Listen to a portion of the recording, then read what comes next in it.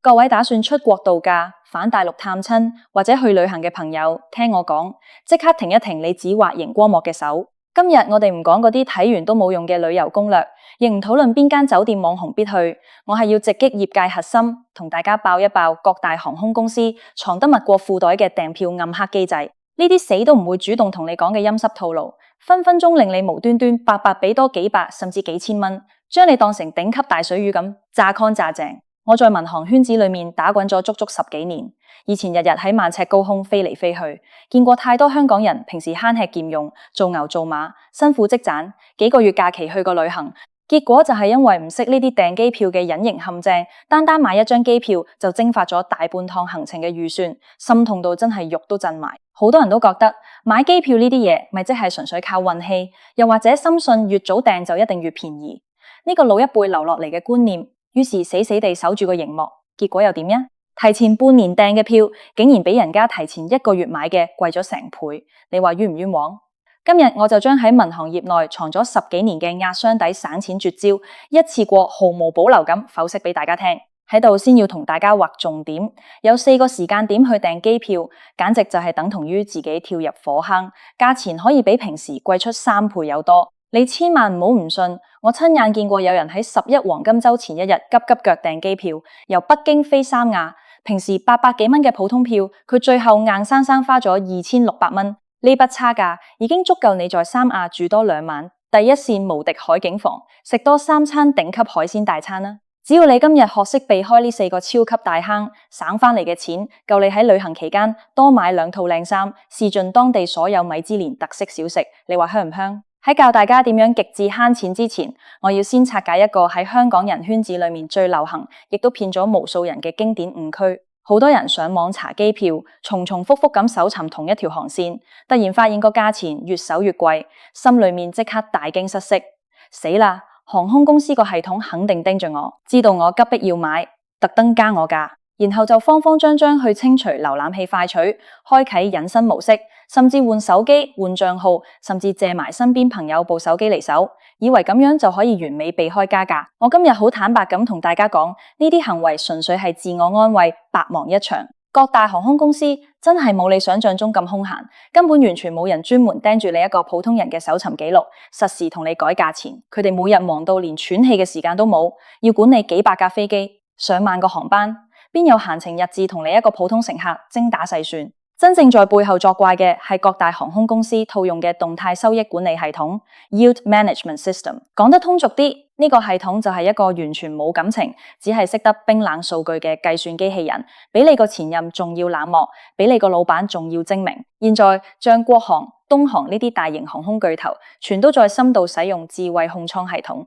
呢套系統會實時整合全球所有航班嘅庫存、運力數據，仲可以跨平台監測競爭對手嘅最新動態，配合深度機器學習演算法，精準預測全網嘅市場需求。講白咗，呢個就係一套無死角嘅精準割韭菜利器。呢套系統會將一架飛機上面幾百個座位拆分成幾10個完全唔同嘅價格艙位等級，就好像我們去買衣服分 S、M、L、XL 號碼一樣，從最便宜嘅超低折扣特價票一路排列到最貴嘅全價經濟艙、商務艙，層次分明得非常嚴密。你上網查票嘅時候，絕對唔係得你一個人喺度睇，可能喺同一秒鐘，全網有成千上萬個人正喺度搜尋同一條航線。計算系統一向，哇，呢條航線瞬間咁搶手，於是系統就會喺1微秒內自動將平價艙位嘅機票暫時鎖起，只放高價位嘅機票出來。你所限到嘅所謂加價，根本唔係針對你個人，而係整個市場供需關係喺背後搞鬼。人多票少，價錢自然就被烘托上去。呢個過程同你清唔清快取、換唔換手機，根本一點兒關係都沒有。好，誤區拆解完畢，接下來真正嘅重頭戲嚟啦。以下呢4個最嚴苛、最令人多花冤枉錢嘅訂票時間點，大家一定要死死記住，千萬唔好踩雷。第一個，亦係最致命、最容易令人流血不止嘅時間點，臨出發前先嚟下單，即係俗稱嘅臨時抱佛腳。好多人都有這種賭徒心理，總覺得如果航空公司嘅飛機喺起飛前夕仲未坐滿，為了填補空位，肯定會大甩賣，把剩下的座位便宜處置。我再等一等，話唔定可以拾到個大便宜呢。我好明確咁同你講，呢種天上掉餡餅嘅好事喺現代民航業早幾十年就已經徹底消逝咗。你想喺臨起飛前拾便宜，難過你在香港街頭拾到一張1000蚊紙。相反，距離起飛時間越近，機票價錢就漲得越恐怖，簡直好似坐火箭一樣，分分鐘翻倍甚至翻3倍。同大家講個真人真事，去年我有一個香港朋友，因為中國內地屋企突然有緊急事，要即刻由上海飛去成都。當日下晝嘅飛機，佢早晨10點鐘先想起要訂機票。平時1000蚊左右嘅普通機票，佢最後足足花了3200蚊，就係因為急着要走，只能任由航空公司宰割。為什麼會這樣？很簡單，航空公司嘅精算師比你精明100倍，佢哋太清楚嗰啲喺最後幾天甚至最後幾個小時才訂機票嘅人，要麼係屋企有突發急事，要麼係商務高管要緊急出差談生意，再唔係就係行程臨時出現巨大變動。呢群人對機票價格完全不敏感，只要能趕得上飛機，貴幾千蚊都必須咬牙買落去。所以嗰套冰冷嘅動態收益管理系統會自動喺最後時刻將剩餘嘅座位定成天價。講白咗就係趁你病拿你命，完全冇得商量。你以為自己係去拾便宜，其實你在系統眼中就係一隻送上門嘅肥美小羔羊。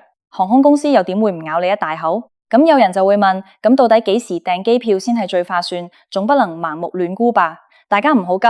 我依家就俾出最精準嘅時間表，大家拎起手機記低，千祈唔好偷懶。如果你飛嘅係國內航線，例如北京飛上海、廣州飛重慶呢類短途航線，最完美的黃金預訂期係提前28日到35日左右。呢個時間段價格曲線係全週期最穩定嘅，亦都係航空公司大量釋放折扣票嘅高峰期。相較於喺最後2週才訂票嘅人，喺呢個黃金期下，手平均可以幫你省下10%左右嘅真金白銀。唔好以為10%好少，1000蚊嘅機票省返100蚊，已經足夠你在機場食餐高檔下午茶。但如果你飛嘅係國際長途航線，例如去東南亞度假或者遠赴歐洲、美洲，咁就要提前更加耐。建議大家要提前70日到140日，即係大約2個月到4個月左右，就要開始密切留意兼準備下手。根據國際航空運輸協會 IATA 嘅權威研究數據，國際航班嘅黃金訂票窗口期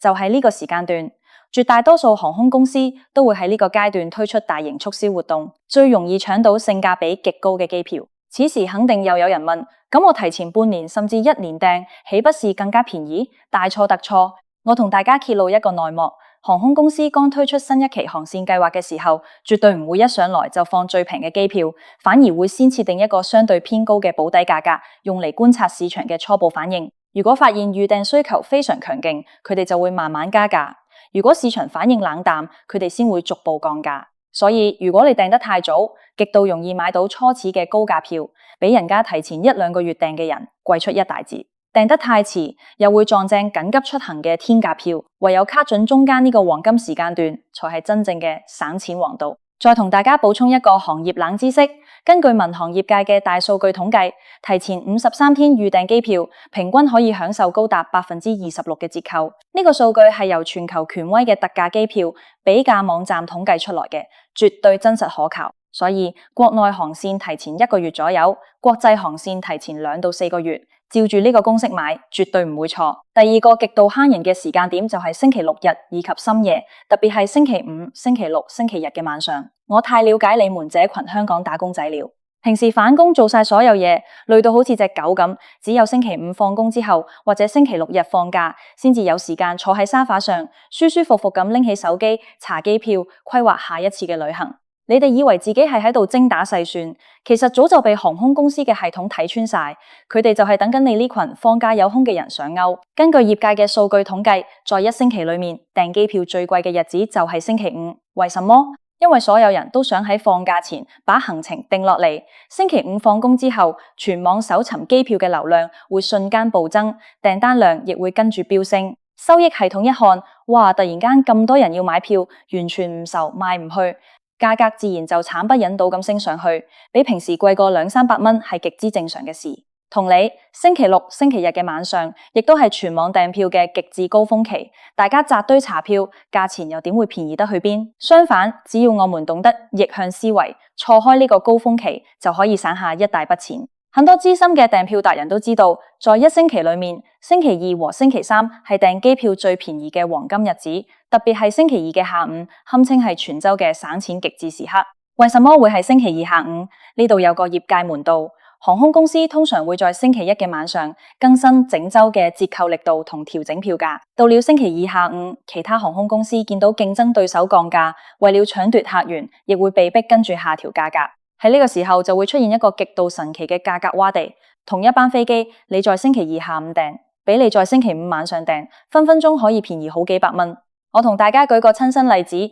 去年我訂北京飛三亞嘅機票，星期五晚上查，價格係1500蚊，我當時忍住冇買，等到星期二下午我再上網一查，同一班航班，同一個艙位等級，價格直接暴跌到1120蚊，一下子就幫我省返480蚊。呢筆錢足夠我喺三亞食一頓極之豐盛嘅海鮮大餐。另外仲有一個小技巧，星期日嘅晚上其實亦係一個唔錯嘅漏網之魚時間段，因為嗰個時候大家都要收心，準備第二天返工返學，根本冇人心情去查機票，訂票需求大幅下降，價格亦會跟住回落到正常水平，比星期六晚上便宜得多。如果你星期二下午要返工冇時間，星期日晚上絕對值得試一試。仲有一個細節，在一天之內，清晨早上訂機票嘅折扣通常會更大，而上午10點到下午3點係航班起飛與商務出行嘅高峰期，呢個時間段嘅機票折扣相對最少。對時間唔敏感嘅朋友，盡量避開呢個時間段嘅航班，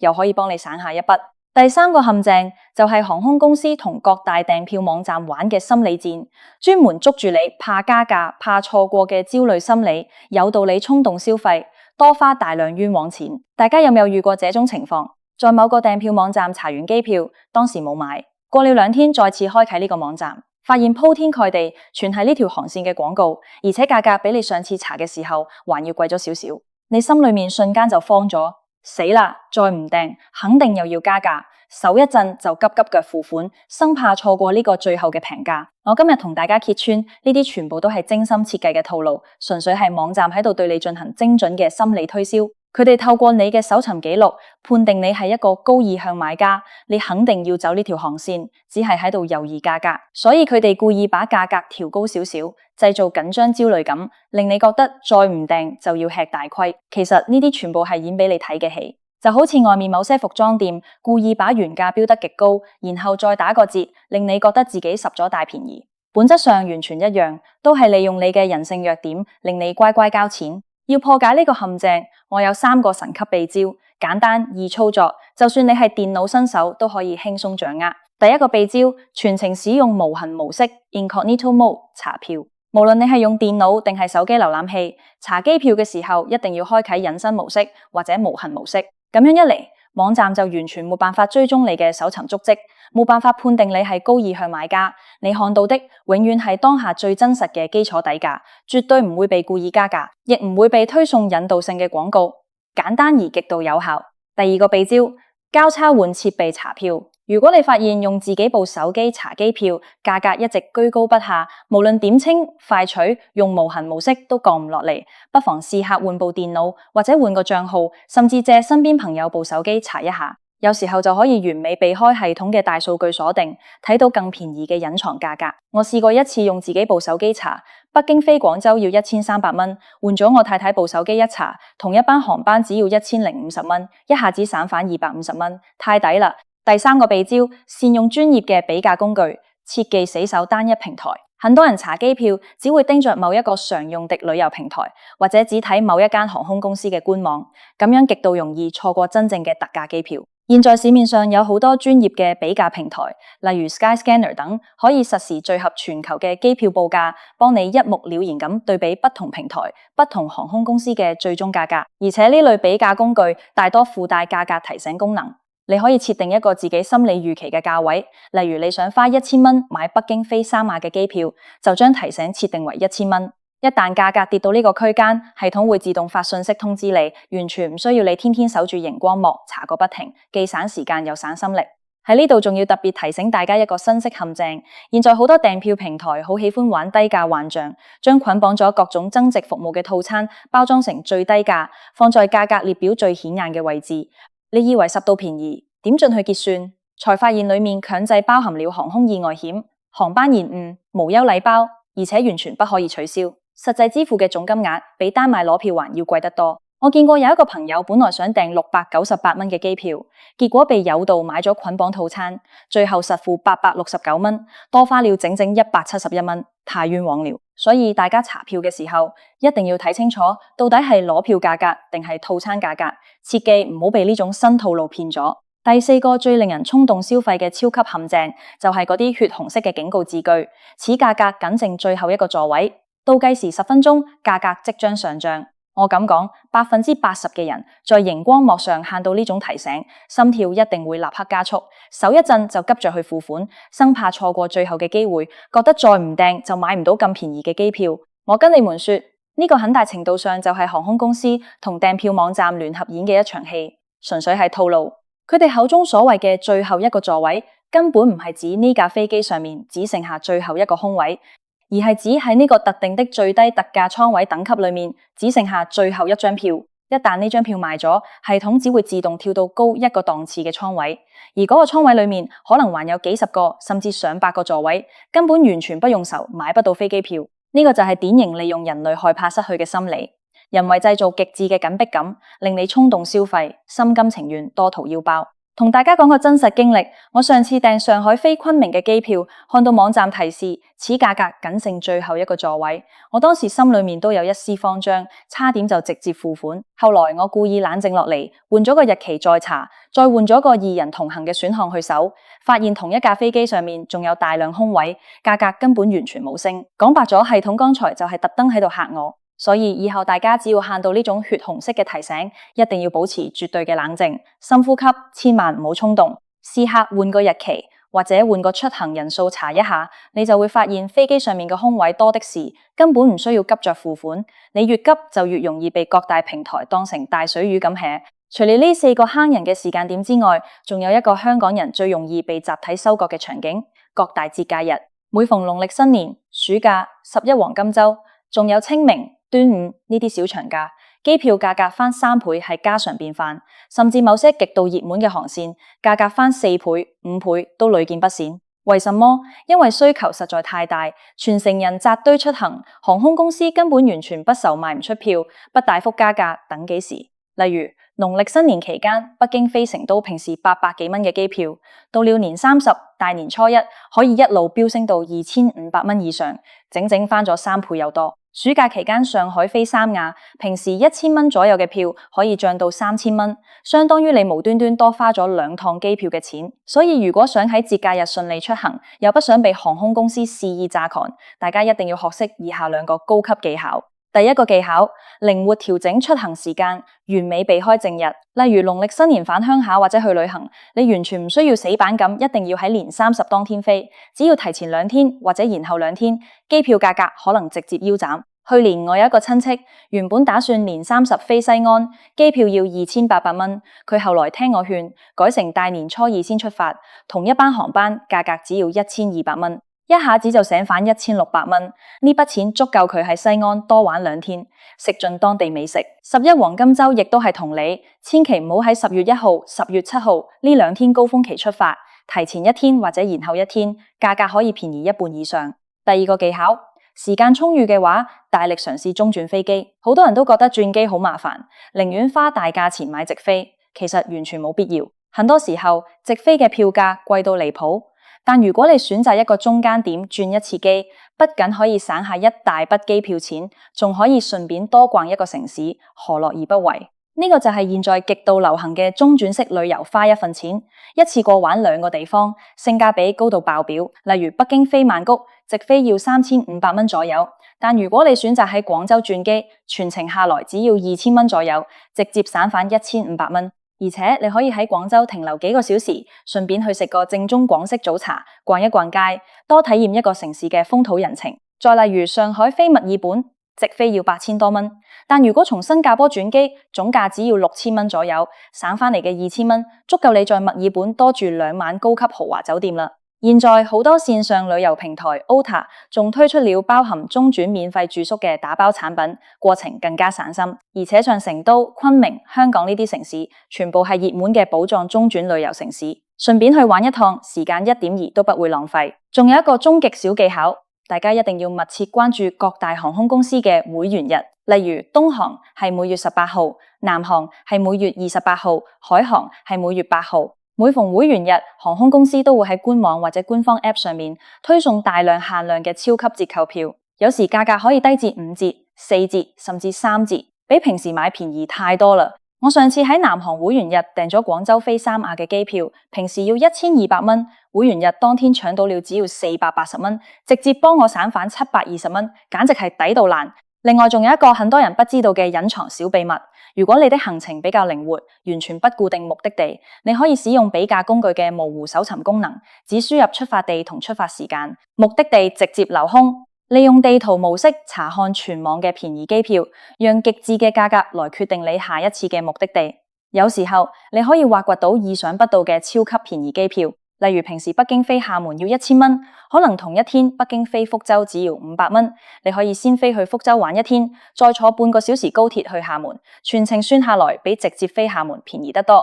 講咗咁多內幕同技巧，其實就係想同大家講，買機票根本唔係靠運氣，亦唔係越早訂就一定越便宜，而係一場人與演算法之間嘅智力博弈。航空公司有佢哋龐大嘅收益管理演算法，我們亦要有我們嘅應對策略。只要摸清佢哋嘅套路，避開佢哋精心佈置嘅陷阱，我們就可以用最少嘅錢飛到最想去嘅世界角落。最後我再同大家快速總結一次今日嘅核心精華，全程毫無廢話，大家一定要記好呢幾點，保證你以後訂機票唔會再花任何冤枉錢。第一，時間要卡準，唔好訂太遲，亦唔好訂太早。國內航線提前28至35日，國際航線提前2至4個月，精準卡住黃金預訂期。第二，日期要選對，完美避開星期五同埋週末夜晚，優先選擇星期二、星期三嘅下午或者星期日嘅晚上訂票，徹底錯開搜尋高峰。第三，查票要隱形，全程使用無痕模式，多交叉更換，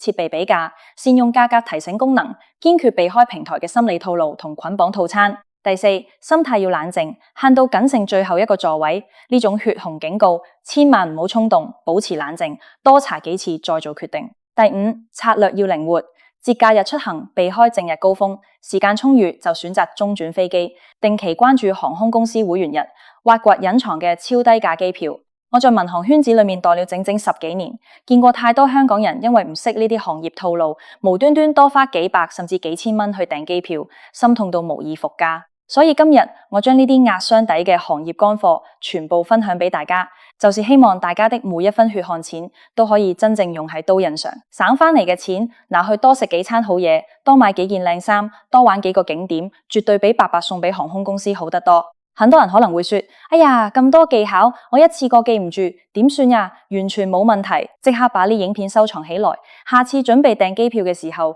拎返出來睇一睇。照住一步步做，保證你可以省下一大筆錢。另外，亦都千祈唔好忘記把呢個影片分享俾你身邊嘅親朋好友、公司同事，大家一起避開呢啲陰濕大坑，用最少嘅預算去睇最美麗嘅世界。我是你們的生活妙招專家，天天同各種商業套路打交道。以後我仲會繼續分享更多大家不知道嘅生活小技巧，幫大家省錢、省心又省力。最後，祝各位準備出國或者出遊嘅朋友都可以順利訂到超值平機票，旅途愉快，玩得開心。我們下期再見。